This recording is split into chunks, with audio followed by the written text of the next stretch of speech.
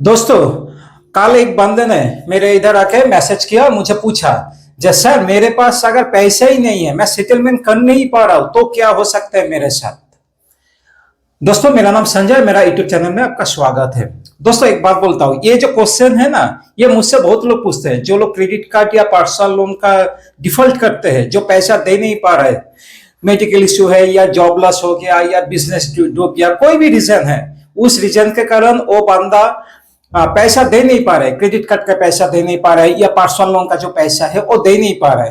ठीक है, उसके बाद तो एक के बाद फोन आएगा, हैरेसमेंट कॉल आएगा, मेंटली हैरेसमेंट करने का कोशिश करेगा, होम विजिट आएगा, वगैरह वगैरह, ये सब प्रोसेस चलता रहेगा। उसके बाद क्या होता है, नोटिस का सिलसिला चालू हो जाता है, एक के बाद एक नोटिस आता है।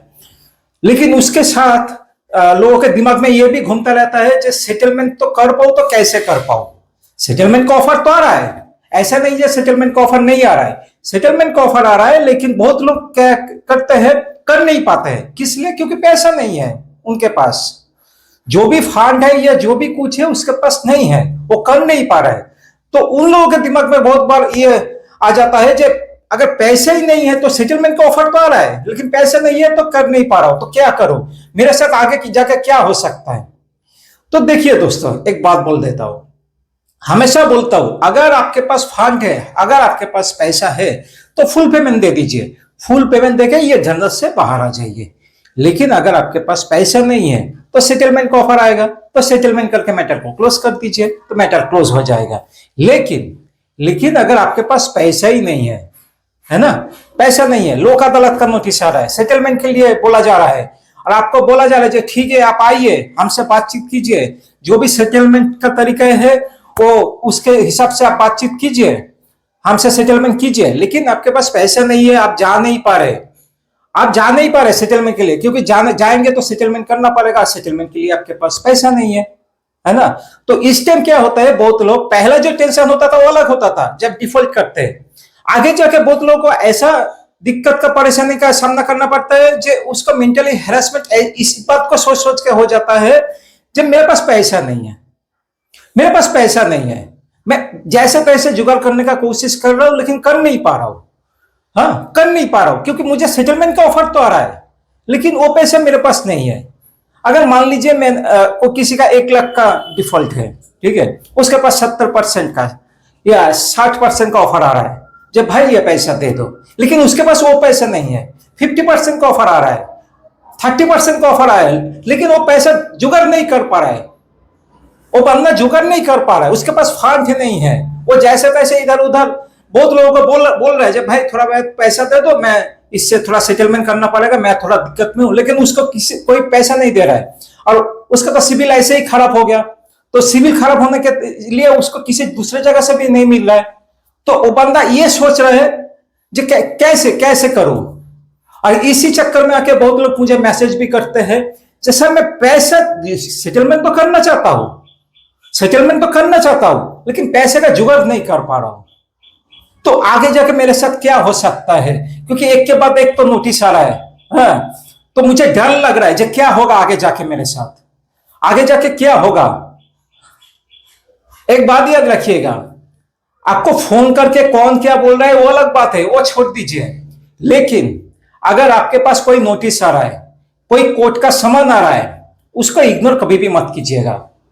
आप पैसा दे नहीं पा रहे, आप सेटलमेंट कर नहीं पा रहे, इसका मतलब यह नहीं कि कोई भी नोटिस आएगा उसका जवाब नहीं देंगे, कोई भी समन आएगा उसका जवाब नहीं करेंगे, ऐसा मत कीजिए, ऐसा कभी भी मत कीजिए, नहीं तो और भी थोड़ा फंस जाएंगे इस चक्कर में, भागते फिरेंगे, घर छोड़ के चला जाएंगे, ये सब दिमाग से हटा दीजिए, ये सब दिमाग से हटा दीजिए। पहली बात तो आप एक बात याद रखिएगा, देखिए किसान लोन जो होता है वो कभी कभी देखा गया जो लोन माफ हो जाता है, लेकिन ये जो आपका पर्सनल लोन है, आपका जो ये जो क्रेडिट कार्ड का पैसा है आप दे नहीं पा रहे, क्रेडिट कार्ड का पैसा भी एक पर्सनल लोन का तरीका ही होता है, अनसिक्योर्ड लोन होता है, तो ये ऐसा नहीं है जब माफ हो जाएगा, माफ हो जाएगा ऐसा नहीं है, लेकिन इसके लिए आपको क्या करना पड़ेगा।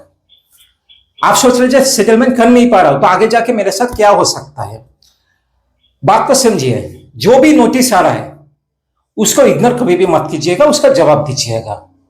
बैंक के साथ हमेशा कांटेक्ट बना के रखिएगा, बैंक को ऐसा ना लगे जब आप घर छोड़ के चले गए, डर के मारे इधर उधर भागते फिर रहे, है ना। तब क्या होगा, तब क्या होगा, हर कोई सोचेगा, आपका आस पड़ोस में हर कोई सोचेगा कि आपने शायद कुछ फ्रॉड किया है, इसीलिए डर के मारे भागते फिर रहे, घर छोड़ के भाग गए। किस लिए? आपने कोई फ्रॉड किया है? नहीं ना। आपने क्रेडिट कार्ड या पर्सनल लोन लिया है, उसका पैसा दे नहीं पा रहे, इसका मतलब ये नहीं कि आप फ्रॉड हो गए, इसका मतलब ये नहीं कि आप चोरी गुंडे बदमाश हो गए, ऐसा तो नहीं है ना। तो भागते फिरेंगे क्यों? सेटलमेंट कर नहीं पा रहे, यही बात है ना। ठीक है, इसका मतलब ये तो नहीं कि आप भागते फिरेंगे, ऐसा मत कीजिए।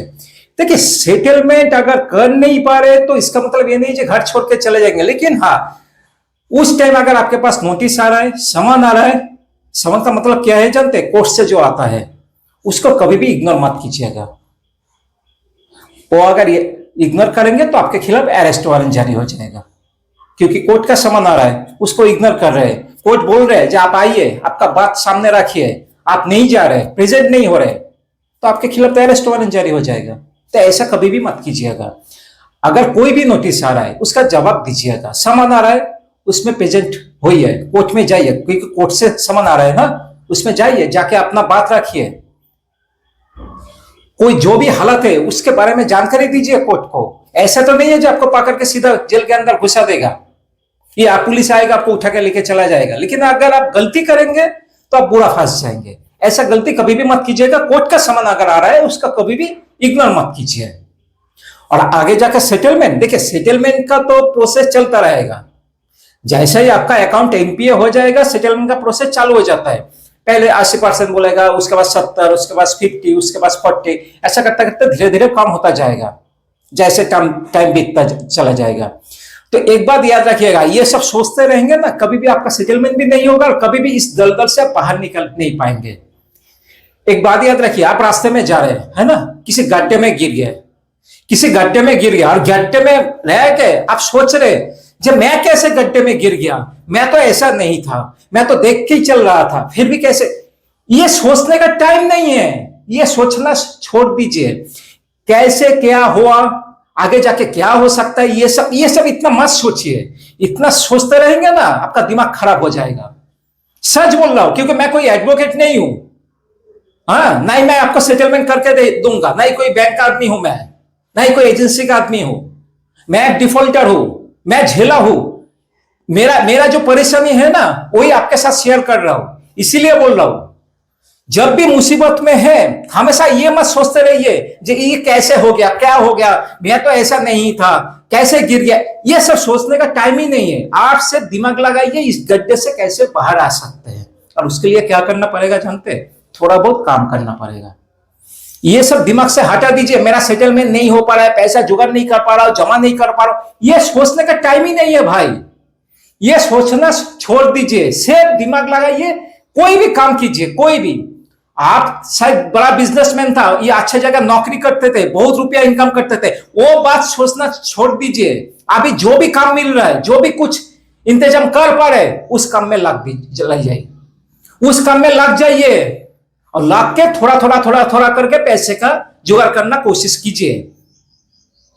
लाइफ को थोड़ा एक जगह थोड़ा सेट कीजिए, जो मेरा ये इनकम है, मेरा ये खर्चा है, और इस खर्चे से मैं इतना पैसा मैं जमा करूंगा हर रोज, हर महीना। आप थोड़ा टारगेट कर लीजिए, थोड़ा करके हर महीना एक टारगेट कीजिए। थोड़ा करके वो जो पैसा है ना, वो अलग रखिए, अलग रखिए।